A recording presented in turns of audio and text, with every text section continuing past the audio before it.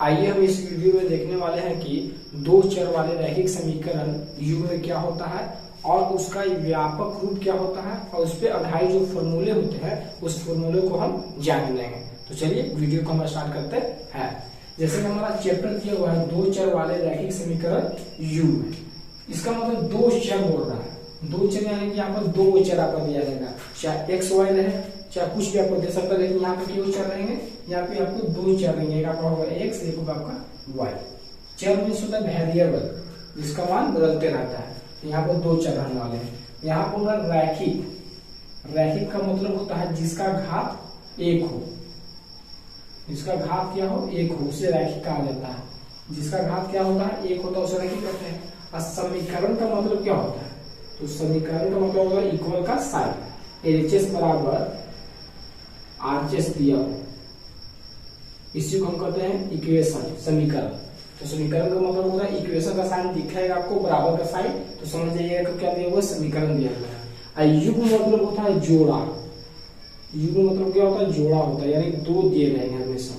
तो यहाँ पर बात होगा दो रहेंगे, दो चर होंगे जिसके पावर कितने होंगे, एक होंगे घात, और कैसा रहेगा, समीकरण इक्वल का साइन दिया जाएगा और जोड़े के फॉर्म में दिया जाएगा। तो जैसा कि व्यापक रूप से दिया गया है कि व्यापक रूप इसका होता है a1x plus b1y plus c1 बराबर 0, और फिर दिया हुआ a2x plus b2y plus c2 बराबर 0। यही क्या है इसका व्यापक रूप है। व्यापक रूप होता है यानी कि इसमें जितने भी इक्वेशन आपके आएंगे वो सारे इस व्यापक रूप पर सेटिस्फाई होंगे, यानी कि इसको संतुष्ट करेंगे। व्यापक रूप का मतलब भी यही होता है कि आप जितने भी इस टॉपिक में प्रश्न को करेंगे तो सारे प्रश्न इस फॉर्म पे मैच करेंगे, इसका मतलब यही है। और बोला क्या कि जो आपका a1 b1 c1 और a2 b2 c2 यहाँ पर दिख रहा है वो सब क्या होंगे, एक वास्तविक संख्या होंगे। वास्तविक संख्या का मतलब वैसी संख्या जिसका स्क्वायर करें तो पॉजिटिव आ जाए, उसी को वास्तविक संख्या कहते हैं। तो यहाँ पर a1 की जगह पर एक भी हो सकता है, 0 भी हो सकता है, -1 भी हो सकता है, रूट वाले भी संख्या हो सकते हैं, यानी कि यहाँ पर वास्तविक संख्या होंगे। कहाँ a1 b1 c1 a2 b2 c2 के स्थान पे। अब बात करते हैं जो इस पर आधारित तीन फॉर्मूले हैं, इन्हें तीन फॉर्मूले पर फर्स्ट टॉपिक हमारा डिपेंड करता है। तो फर्स्ट हमारा क्या है कि a1 बटा a2 फिर b1 बटा b2 और c1 और c2 का मान आप अगर आप निकाल लें और तीनों का मान अलग अलग आ जाए, क्या आ जाए, अलग अलग, यानी तीनों बराबर नहीं है। क्या यहाँ बराबर नहीं, यानी बराबर साइन नहीं है। जो होता है बराबर का साइन ऐसे ऐसे लगा दिए, बराबर नहीं होता है। तो बोल रहा है कि जब तीनों का मान निकाले आप और बराबर नहीं है तो क्या क्या आंसर हो सकता है। तो जैसे फर्स्ट आंसर होगा तो प्रतिच्छेदी होगा।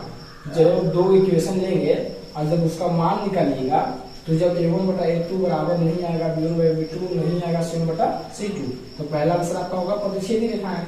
दूसरा होगा अद्वितीय हल, जिसका मतलब होता है एक हल। तीसरा होगा इसका आंसर जो संगत होगा। चौथा होगा जिसे हम कहेंगे अविरोधी। और पांचवा जो इनका डायग्राम होगा इस क्रॉस का होगा।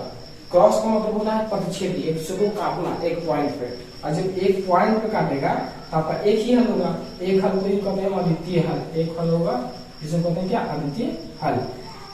और संगत होगा और क्या होगा, अविरोधी होगा। और यहाँ बात करते हैं अगला कि अगला अगर निकाले हम a1 का मान, a2 का मान, b1 का मान, b2 का मान और c1 बटा c2 का मान, अगर एक बराबर आ जाए, देखिए यहाँ पर ये बराबर दिया है लेकिन अगला बराबर नहीं है, तो क्या क्या हल हो सकता है। इसका हल में पहले समांतर रेखा निकालेंगे, दूसरा में कोई हल नहीं होगा, तीसरा होगा असंगत, चौथा होगा विरोधी, और पांचवा होगा डायग्राम ऐसा। ऐसे डायग्राम कोई उनका कहते हैं समांतर रेखा कहते हैं। जब ये एक दूसरे को काटेंगे ही नहीं तो इसका आंसर ही नहीं होगा, काटने पर ही आंसर आता है। और देखते हैं तीसरे फॉर्मूला जो है इसका, तो तीसरा जो फॉर्मूला तीनों बराबर आ जाए। जब आपने कोई प्रश्न लिया, दो इक्वेशन लिया और दोनों में अगर आप a1 बटा a2 का मान निकाले, b1 बटा b2 का मान निकाले और c1 बटा c2 का मान निकाले, अगर तीनों क्या आ जाए, बराबर आ जाए, तो इसके जो इस प्रकार से हल होते हैं, पहला होता है संपाती रेखाएं कहलाते हैं, दूसरा कहलाते हैं इनके अनेक हल होंगे, तीसरा कहलाएंगे संगत, चौथा होता है निर्भर आश्रित, और पांचवा होता है डायग्राम एक दूसरे को ओवरलैप होता है, इसी को कहते हैं संपाती रेखाएं, जो एक दूसरे को क्या ओवरलैप हो। जो ये इस रेखा का मान होगा वही इस रेखा का मान होगा, इसलिए इसके अनेक हल होते हैं, अनगिनत जिसे कहते हैं। अब आइए हम दूसरे को दो तीन प्रश्न लेकर समझते हैं कि आखिर कैसे प्रश्न को पूछा जाएगा। तो देखते हैं, देखिए अब हम तीन प्रश्न को लेंगे, उन तीनों प्रश्नों से जो ये तीन पहले हमने फॉर्मूला को बताया इनको हम जानेंगे कि किस तरीके से एग्जाम में हमको प्रश्न पूछे जाते हैं। जैसे फर्स्ट क्वेश्चन हमने लिया 2x प्लस 6y माइनस 15 बराबर 0। इसमें अगला क्वेश्चन लिया 3x माइनस 8y प्लस 10 बराबर 0। हमने एक प्रश्न लिया, अब इसको हमको बताना है किस फॉर्म पे आ रहा है तीनों में से। तो यहाँ से अगर आप मान निकालिएगा a1 b1 c1 का, a2 b2 c2 का, तो देखिए कैसा आएगा मान। तो यहाँ इसको कहा जाता है a1x, इसको कहा जाता है b1y, इसको कहा जाता है c1 बराबर क्या होता है 0, इसको कहते हैं a2x, इसको कहते हैं b2y, इसको कहते हैं c2 बराबर 0। आप किसी को भी फर्स्ट सेकंड मान सकते हैं। अब इसको आपने फर्स्ट माना तो a1 b1 c1 होगा, अगर आप इसको सेकंड माना तो a2 b2 c2 होगा। अब यहाँ से अगर आप मान निकालिएगा a1 बटा a2 का, तो a1 का मान कितना आ जाएगा 2, a2 का मान कितना है 3, क्योंकि देखिए x x से मैच कर रहा है, तो a1 का मान कितना हो जाएगा 2, a2 का मान कितना हो जाएगा 3, तो a1 बटा a2 कितना आ गया 2 बटा 3। अब निकालते हैं b1 बटा b2, तो b1 का मान कितना आ गया, तो अपना b1 का मान आ गया 6 और b2 का मान कितना आ गया तो -8, तो कटेगा तो काट दीजिए, तो ये कटेगा कितना से 2 से, 2 3 6 2 चौके 8, यानी कि आपका आ गया -3 बटा 4। अगला निकालिए c1 बटा c2, c1 का मान देख लीजिए कितना -15, प्लस रहता तो नहीं दिया था कि प्लस के साइन से, प्लस के चिन्ह से कोई इफेक्ट नहीं पड़ता है, लेकिन माइनस को दिया जाता है। और c2 का मान कितना है 10, यानी 10 5 से काटे 5 3 15, 5 गुना के 10 यानी -3/2। अब यहाँ पर आप ध्यान दीजिए कि जिस आपने तीनों का मान निकाला तो क्या तीनों का मान सेम आया या अलग अलग, तो तीनों का मान का अगर आप देखिएगा तो तीनों का मान अलग अलग आया है। तो इसको आप ऐसे लिख सकते हैं a1 बटा a2 बराबर नहीं है b1 बटा b2 बराबर नहीं है c1 बटा c2, क्योंकि तीनों का मान क्या है अलग अलग आया है। अब इसी के अनुसार आपसे कुछ पूछेगा कि जो हमने इक्वेशन दिया है ये कैसी है, प्रतिच्छेदी रेखाएं हैं कि समांतर रेखाएं हैं कि समबाहु है, तो अब कौन कंडीशन फॉलो किया, ऐसा कंडीशन फॉलो किया, अब क्या हो जाएगा प्रतिच्छेदी हो जाएगा। किसने पूछ लिया बताइए कि संगत के संगत है, तो मैंने तो बताया कि इस टाइप के फॉर्मूले पर आता है उसे संगत कहते हैं, इसके पहले ही मैंने बता चुका है। तो प्रश्न आपसे ऐसे पूछेगा कि संगत के संगत है, इसके कितने हल होंगे, तो इस कंडीशन में इसके एक हल होते हैं जिसे हम अद्वितीय हल करते हैं। कितने हल होते हैं, एक हल होते हैं। तीसरा ये क्या होता है संगत होता है, ये सब हमने बताया है सब, ऐसा कंडीशन पे ही ये सब हल होते हैं। अब देखते हैं अगले उदाहरण को, 2 नंबर क्वेश्चन को। मान लीजिए कि इस टाइप से दिया हुआ है 2x प्लस 4y प्लस 9 बराबर 0, दिया 4x प्लस 8y प्लस 10 बराबर 0। अगर आप यहाँ से मान निकालिएगा a1 बटा a2 का, आपका 2 बटा कितना आ जाएगा 4, क्योंकि इसको मान लीजिएगा फर्स्ट, इसको मान लीजिएगा सेकेंड, तो यहाँ a1 हो जाएगा, ये a2 हो जाएगा, a1 हो जाएगा, b1 हो जाएगा, c1 हो जाएगा, ये हो जाएगा a2 b2 c2, तो यहाँ a1 बटा a2 2 बटा कितना हो गया 4, यानी कि 1 बटा 2 निकालेगा। अगला b1 बटा b2, तो आपका होगा 4 बटा कितना 8, 4 गुना 4, 4 गुना के 8, यानी 1 बटा 2, यहाँ पे कट गया था 2 गुना के 4। अब निकालेंगे c1 बटा c2, तो 9 बटा कितना 10, ये कटेगा नहीं, ये नहीं आएगा। तब यहाँ पर ध्यान दीजिए कि a1 बटा a2 का मान और b1 बटा b2 का मान क्या है सेम है, लेकिन थर्ड वाले से बराबर है तो नहीं है, ये कंडीशन अप्लाई कर रहा है इस पे।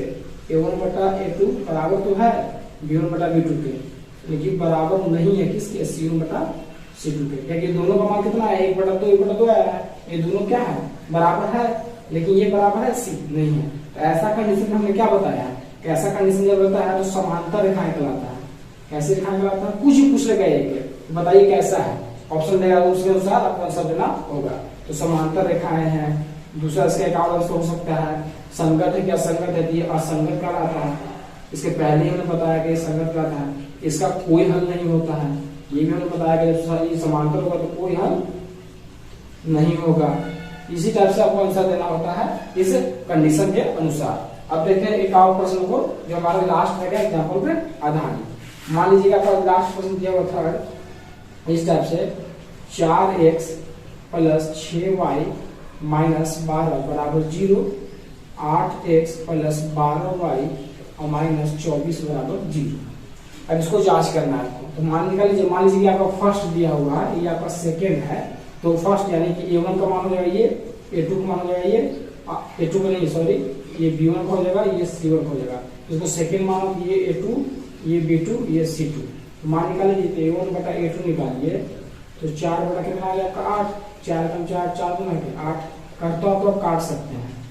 अब निकालिएगा B1 बटा B2, तो B1 का मान 6, B2 का कितना 12, 6 के 6, 6 गुना के 12, यानी 1 बटा 2। कट रहा है तो आप काट सकते हैं, नहीं कटेगा तो कोई दिक्कत नहीं, छोड़ देना इसे। C1 बटा C2 निकालिए, तो C1 का मान -12 और C2 का मान कितना आ गया -24, क्योंकि माइनस साइन दिया जाता है, क्योंकि माइनस दिक्कत करा करता है, प्लस से कोई इफेक्ट नहीं पड़ता है। तो माइनस क्या हो गया, प्लस 12 के 12, 12 के 24, 1 बटा 2। यहाँ पर आप ध्यान दीजिए तीनों का जो मान आया है क्या है, इक्वल आया है कि नहीं है, आया है। A1 बटा A2 का मान चाहे B1 बटा B2 का मान चाहे C1 बटा C2 का मान, तीनों का क्या है, सेम आया है। सेम आया तो इसको ऐसे लिख सकते हैं, A1 बटा A2 बराबर है B1 बटा B2 बराबर है C1 बटा C2, क्योंकि तीनों में क्या आ गया है, सेम आ गया है। अब सेम आने पर क्या क्या होता है, तो सेम आने पर होता है आंसर इसका क्या क्या होगा, तो फर्स्ट इसका आंसर होगा अनेक हल, क्योंकि जब सेम आता है तो अनेक हल होता है, बहुत सारे हल होते हैं, अनगिनत हल से कहा जाता है। फिर इसका एक आंसर क्या होगा, ये संपाती रेखाएं कराएंगे, क्योंकि इसके पहले ही इसके कंडीशन बता चुका है, उसके बाद हम इसके प्रश्न लेके समझ रहे हैं। फिर क्या होता है, ये आश्रित होता है, आश्रित होता है। फिर ये क्या होगा, ये संगत होता है, ये सब हमने बताया है। तो कुछ हम उस पर आधारित प्रश्न को देख रहे थे कि किस तरीके से एग्जाम में पूछे जाते हैं। हमारा 3 कंडीशन केस था, A1 बटा A2 बराबर नहीं है B1 बटा B2 और बराबर नहीं है C1 बटा C2। तो उस पर क्या क्या कंडीशन हो सकते हैं उसी को आपको याद करना, जो हमने पहले बता दिया। फिर अगला हमने बताया कि 2 बराबर हो, तीसरा बराबर नहीं हो तो क्या क्या हो सकते हैं। फिर हमने बताया कि जब तीनों बराबर हो तो क्या क्या हो सकता है। तो इसी के आधार पर प्रश्न बनते हैं। तो बस इस वीडियो में इतना ही, हम मिलते हैं नेक्स्ट वीडियो में।